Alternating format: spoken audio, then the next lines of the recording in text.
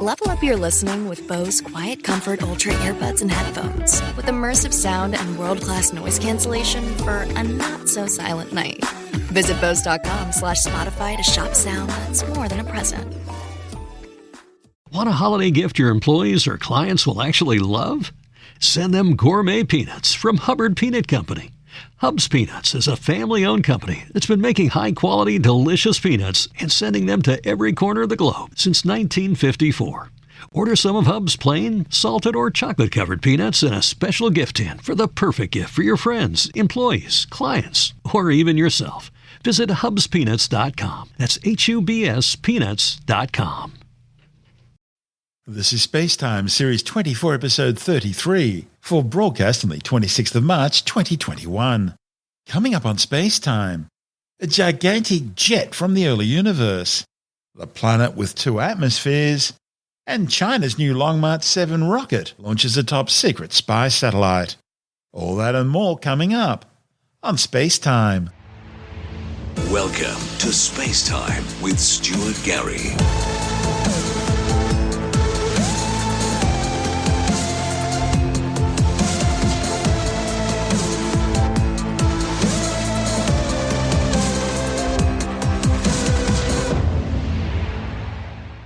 Astronomers have discovered one of the biggest quasars ever seen in the early universe.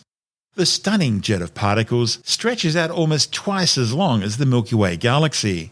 It's being generated by a rapidly growing supermassive black hole some 12.7 billion light-years away. That's a time when the universe was just 1 billion years old. The findings, reported in the Astrophysical Journal, are raising more and more questions about how black holes could grow so big in such a short period of time. The newly discovered quasar was identified using NASA's Chandra X-ray Observatory. The supermassive black hole, named PSO J352.4034-15.3373, sits at the center of a young galaxy. Quasars are formed as material orbiting around a black hole in an accretion disk is ripped apart, releasing enormous amounts of energy before passing a point of no return called an event horizon and falling into the black hole. But black holes are messy feeders, and huge magnetic fields can focus some of the accretion disk material before it reaches the event horizon, channeling it into powerful jets, which are then beamed out across the universe. The study's lead author, Thomas Connor from NASA's Jet Propulsion Laboratory in Pasadena, California, says despite their powerful gravitational fields and fearsome reputation, black holes don't inevitably pull everything that approaches close to them. Material orbiting around the black hole in the accretion disk first needs to lose speed and energy before it can fall further inwards and cross the event horizon. Magnetic fields can cause a braking effect on the accretion disk as they power a jet, which is one key way for material in the disk to lose energy and therefore enhance the rate of growth of black holes. Astronomers needed to observe the black hole for 3 days, using the sharp vision of the Earth-orbiting Chandra X-ray telescope to detect evidence for the X-ray jet. The X-ray emissions were detected about 160,000 light-years from the quasar, along the same direction as much shorter jets previously seen in radio waves by the Very Long Baseline Array. This black hole breaks a number of astronomical records. First, the longest jet previously observed from the first billion years after the Big Bang was only about 5,000 light-years in length. This one's 160,000. Now, by comparison, the Milky Way galaxy end-to-end is around 100,000 light-years. And secondly, this newly found X-ray quasar is around 300 million light-years further away than the most distant X-ray jet previously recorded. The length of the jet's significant because that means that the supermassive black hole powering it has been growing for some considerable period of time. The light detected from this jet was emitted when the universe was only 980 million years old. That's less than a tenth of its present age. Now, at that time, the intensity of the cosmic microwave background radiation left over from the Big Bang was much greater than what it is today, just 2.7 degrees above absolute zero. And as the electrons in this jet fly away from the black hole at close to the speed of light, they move through and collide with photons making up the cosmic microwave background radiation. And that boosts the energy of those photons up to the X-ray range detected by Chandra. In this scenario, the X-rays are significantly boosted in brightness compared to radio waves. And this agrees with observations that the large X-ray jet feature has no associated radio emissions. The study's co-author Daniel Stern, also from JPL, says the results show that X-ray observations can be one of the best ways to study quasars with jets in the early universe. This is SpaceTime. Still to come, the planet with 2 atmospheres. And a new Chinese rocket launches a top-secret spy satellite. All that and more still to come on SpaceTime.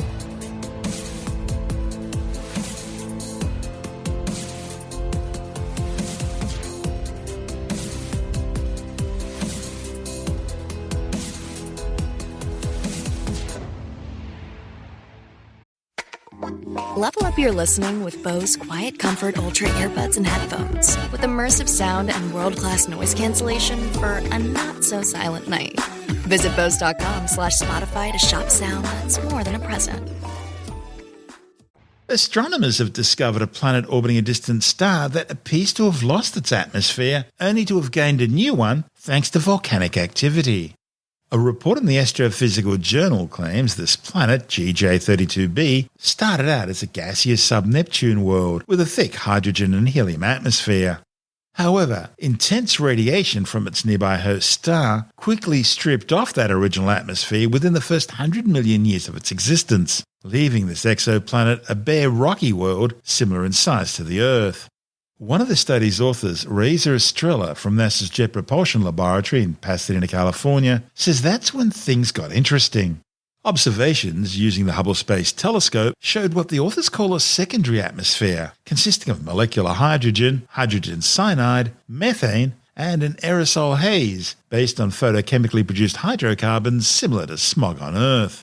Scientists interpret the current atmospheric hydrogen in JG1132b as hydrogen from the original atmosphere, which had been absorbed into the planet's molten magma mantle, and is now being slowly released through volcanic processes to form a new atmosphere, balancing out the hydrogen escaping into space. Located some 41 light-years away, JG1132b has some tantalizing parallels with Earth. Both planets have similar densities, both are similar in size, and have similar atmospheric surface pressure, and at around 4.5 billion years old, both are similar in age as well. Also, both worlds started off with a hydrogen-dominated atmosphere, and both were hot before they cooled down. But they have profoundly different formation histories. Earth, for example, isn't the surviving core of a sub-Neptune planet, and the Earth orbits at a comfortable distance from the Sun, while JG1132b is so close to its red dwarf host star that it completes a complete orbit around the star every 36 hours. Now, being so close means the planet is tidally locked to the red dwarf, with the same side always facing the star baking in the heat, while the other side is in perpetual darkness, an everlasting night. The authors think gravitational tidal heating, generated by the close proximity of the planet to the star, is keeping the mantle hot enough to remain liquid and power volcanism. Tidal heating is caused through friction, when energy from a planet's orbit and rotation is dispersed as heat inside the planet. JG1132b's elliptical orbit means tidal forces are strongest when it's both closest to and furthest away from its host star. But for the whole thing to work, there's got to be at least one other planet in the system, also gravitationally tugging on JG1132b. So these competing forces are constantly squeezing and stretching the planet, generating that heat needed to keep the mantle liquid and keep volcanism occurring. And this isn't unique to planets orbiting other stars. We see the same thing happening in our own solar system, with several Jovian and at least one Saturnian moon. Given JG1132b's hot interior, the authors suggest that the planet's cooler overlying crust is probably extremely thin, perhaps only a few hundred meters thick. And that's much too feeble to support anything resembling volcanic mountains.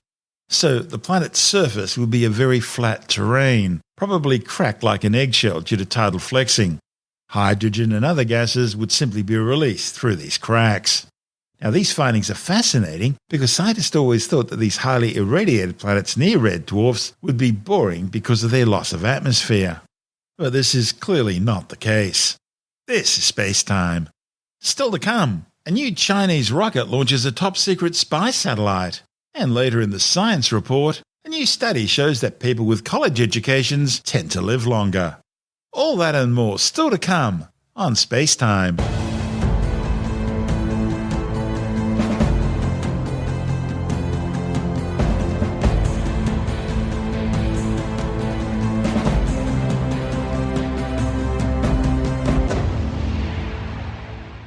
Well, it's a case of second time lucky for China's new Long March 7A rocket, which has successfully carried a new classified spy satellite into orbit. The 60-metre tall Long March 7 is designed to eventually replace the older Long March 2F as Beijing's satellite workhorse, which accounts for some 70% of all Chinese launches. The test flight took off from the Wenchang Satellite Launch Center on Henan Island. The new Long March 7 is a 3-stage rocket designed to use up to 4 strap-on boosters, allowing it to carry up to 13.5 tons into low Earth orbit, 7 tons into geostationary transfer orbits, and 5 tons into translunar orbits. It'll be used to help build Beijing's new space station, and ultimately to transfer people and cargo to the orbiting outpost. This test flight's top-secret payload was described by Beijing only as being designed to try out new technologies, including new space environment monitoring. That suggests that it's probably going to be monitoring other people's satellites. Called the Experiment or Share 9 spacecraft, the satellite was placed into an elliptical 250km by 35,840km high orbit, with an inclination of 19.5 degrees to the equator. The first flight of the Long March 7 almost exactly a year ago ended in failure with an engine malfunction shortly after first stage separation. This mission marked the 362nd flight of a Long March series rocket. This is SpaceTime.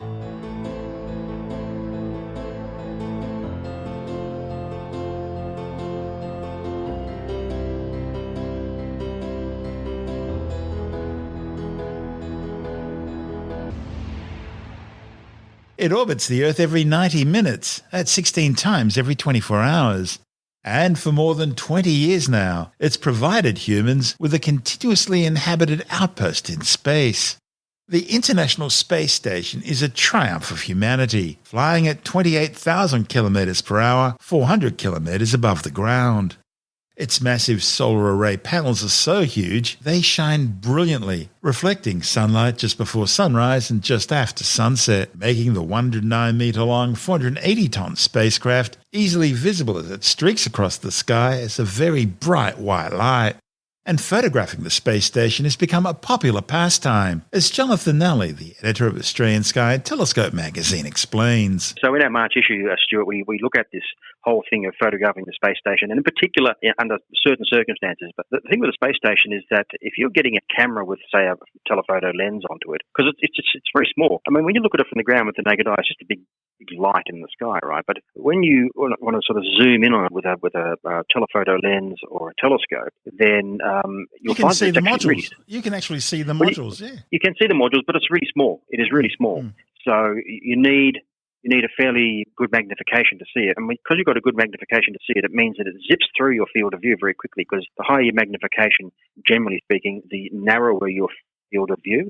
So the thing will zip through very, very quickly. So there's that. You've got to try and either snap it at just exactly the right moment, or take a series of frames, a fraction of a second apart, and try and catch it on one of them. Or you've got to have a telescope or a mount system that will move, that you can actually get it to track and follow the space station, which is not the easiest thing to do, but can be done. In our magazine, we actually look at a particular instance of how to photograph it, and that is when the space station goes in front of the moon or goes in front of the sun, right? So this is even a little bit trickier still, because everything's got to line up right. I mean, you can go out and see the space station, maybe it's out there tonight and it's just moving through the sky with the background stars and everything. But you've got to be in the right spot at the right time if you want to see it move in front of the moon or the sun. And of course, if you're going to try and do anything imaging with the sun, you've got to have the standard safe solar. Never look directly at the sun, folks. Don't look directly at the sun. Don't look at the sun through any sort of optical instrument, even if it's a viewfinder in your camera. Just don't look at the sun. So you can line up cameras and things indirectly on the sun.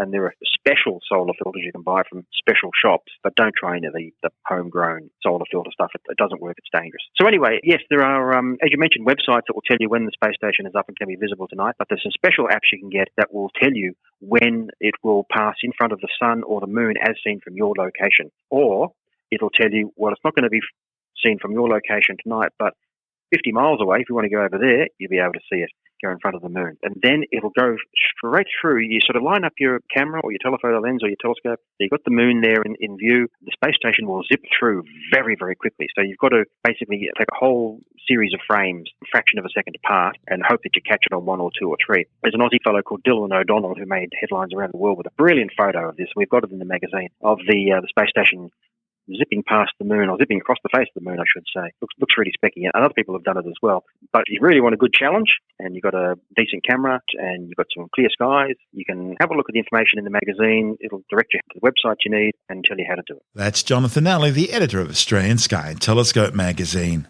And don't forget, if you're having trouble getting your copy of Australian Sky and Telescope magazine from your usual retailer because of the current lockdown and travel restrictions, you can always get a print or digital subscription and have the magazine delivered directly to your letterbox or inbox. Subscribing's easy.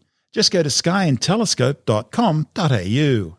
That's skyandtelescope.com.au, and you'll never be left in the dark again. This is Space Time.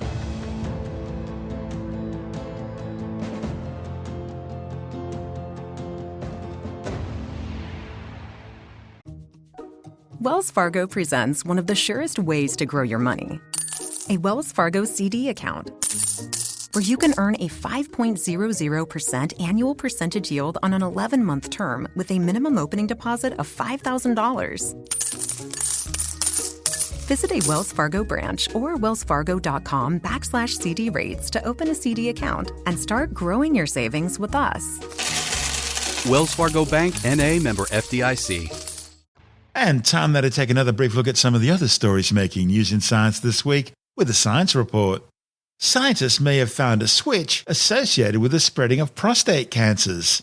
The findings, presented to the European Association of Urology Congress, compared segments of DNA from patients who were cured after treatment and those who went on to develop metastasized prostate cancer, the type that spreads.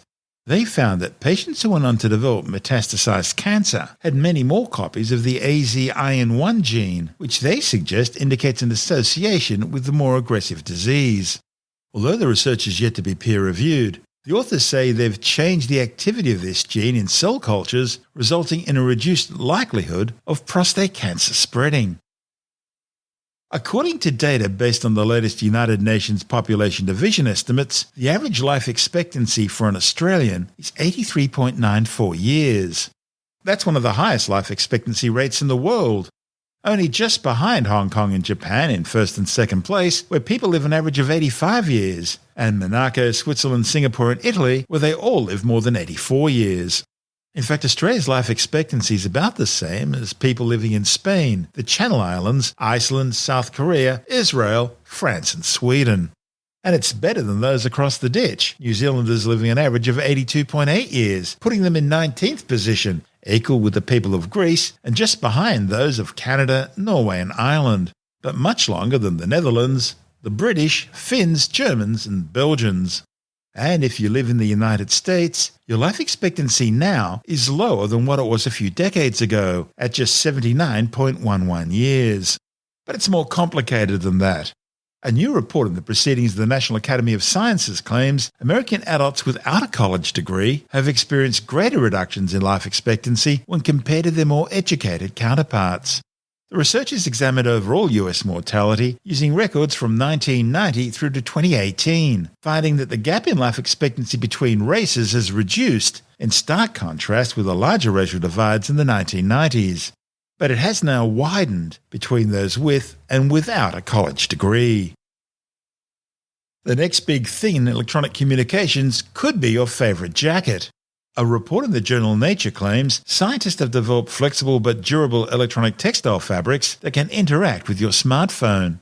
The team developed the fabric using cotton mixed with conductive and luminescent fibers, which can illuminate specific areas to build up simple images and pictures, such as text messages or interactive maps for navigation. The fabric uses solar power to charge its batteries and can be operated using a touch-sensitive fabric keyboard. Researchers say the fabric's been able to survive 100 cycles of washing and drying without losing brightness or experiencing performance issues.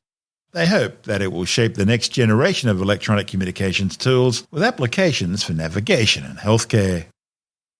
It's been revealed that North Korea has used cyber attacks to steal more than $316 million in cryptocurrencies in recent months to support its banned nuclear weapons and ballistic missile programs. The findings by the United Nations was compiled by experts monitoring sanctions against Pyongyang. The UN panel was investigating a September 2020 hack against a cryptocurrency exchange, which resulted in the theft of $281 million worth of cryptocurrencies. A second cyber attack a month later stole another $23 million. Pyongyang also siphoned off $81 million from the Bangladesh Central Bank and $60 million from Taiwan's Far Eastern International Bank. North Korea is also being blamed for the 2017 WannaCry global ransomware attack, which infected over 300,000 computers, with hackers demanding hundreds of dollars from their owners for keys to get their information back. The rogue communist state operates an army of thousands of well-trained hackers who attack firms, institutions and researchers around the world, and especially those in South Korea. Well, in case you've ever wondered, there comes a time when even the best paranormal investigative group wrestling demonic activity needs to know who they're going to call. Tim Mendham from Australian Skeptics says some haunted houses may simply be too much for your average Ghostbuster, and the advice from the Catholic Church is that's when it's time to call an exorcist. It's a very vexing question which is easily answered never. Basically, you don't. All right, what do they say then? This is an article that was looking at paranormal investigative groups, the ones who go out and find ghosts and that sort of, scary monsters in old houses and that sort of stuff. And the suggestion that when it gets to being really sort of nasty experiences, whether things get thrown around or there's bad language or something, or the ghost is or the demon is threatening you, they're suggesting that to the paranormal groups, the people who wander around thinking they're Ghostbusters and they wear similar sort of outfits in military camouflage, we'll never understand that actually. Military camouflage in a haunted house should leave then straight away, and they should call in an exorcist, because this is a suggestion being put forward by the Catholic Church, or by some people within the Catholic Church who are the ones who supply the exorcism. So there might be a bit of vested interest in people suggesting exorcism, but it's based on the premise that one, there's the ghost there in the first place, and two, that exorcism works to remove the ghost or the demon or the bad spirit. Neither of those is substantiated in any way. So it's really a myth on a myth. So really you have to sort of believe that the paranormal, the ghosts exist before you even have to think about an exorcist. If you don't think the ghost exists, there's no point. So the exorcist just compounds the belief and the fear in a way. So yeah, the answer is no, you don't. One, because there's probably not a demon there in the first place, and two, probably the exorcist is not going to help you much. Didn't you mean definitely? Well, hey, a skeptic should never say absolutely, right? Oh, point But the taken. probable could be 99.999% probable, right? 0.001%, but you never know. That's Tim Mendham from Australian Skeptics.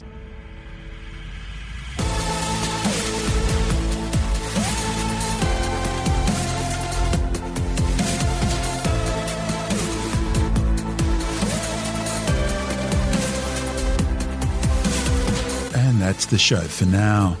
SpaceTime is available every Monday, Wednesday and Friday through Apple Podcasts, iTunes, Stitcher, Google Podcast, Pocket Casts, Spotify, Acast, Amazon Music, Bytes.com, SoundCloud, YouTube, your favourite podcast download provider, and from spacetimewithstuartgary.com. SpaceTime's also broadcast through the National Science Foundation on Science Zone Radio and on both iHeartRadio and TuneIn Radio. And you can help to support our show by visiting the SpaceTime store for a range of promotional merchandising goodies, or by becoming a SpaceTime patron, which gives you access to triple-episode commercial-free versions of the show, as well as lots of bonus audio content which doesn't go to air, access to our exclusive Facebook group, and other rewards. Just go to spacetimewithstuartgary.com for full details.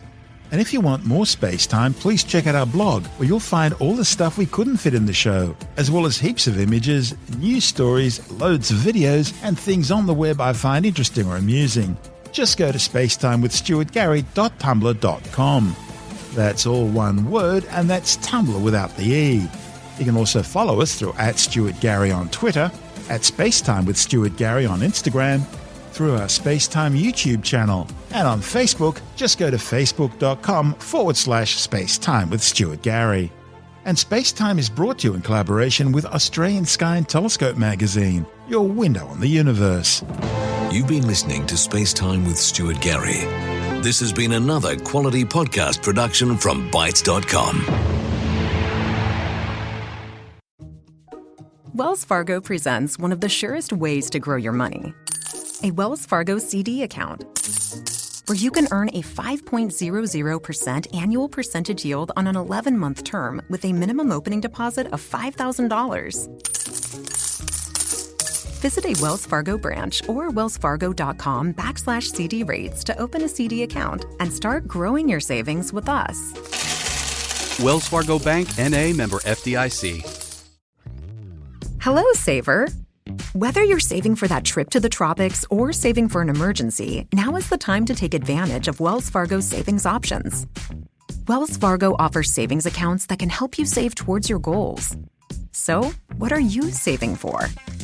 Visit a Wells Fargo branch or wellsfargo.com/save to open a savings account today. Wells Fargo Bank, N.A., member FDIC.